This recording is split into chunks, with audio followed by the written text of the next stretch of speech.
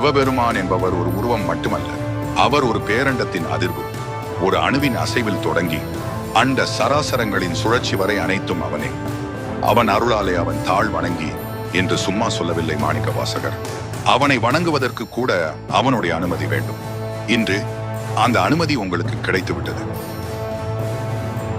வாழ்க்கையில் உங்களுக்கு எத்தனையோ சோதனைகள் வந்திருக்கலாம். கண்ணீர் விட்டிருப்பீர்கள், தனிமையில் தவித்திருப்பீர்கள், யாருமே இல்லை என்று ஏங்கி இருப்பீர்கள். ஆனால் உற்று பாருங்கள், அந்த துயரமான நேரங்களில் எல்லாம் உங்களுக்கு தெரியாமல் ஒரு கரம் உங்களை தாங்கிக் கொண்டிருந்தது. அதுதான் ஈசனின் கரம். அவன் உங்களை சோதிப்பது உங்களை வீழ்த்துவதற்காக அல்ல, உங்களை செதுக்குவதற்காக. ஒரு கல் சிலையாக மாற வேண்டுமானால் ஊழியின் வலியை தாங்கித்தான் ஆக வேண்டும். நீங்கள் இன்றைக்கு அனுபவிக்கும் ஒவ்வொரு வலியும் நாளை நீங்கள் அடைய போகும் மகா ஆனந்தத்தின் தொடக்க புள்ளி. நம்பிக்கை வையுங்கள். உங்கள் பாரங்களை அவனிடம் இறக்கி வையுங்கள். அவன் ஆடும் தாண்டவ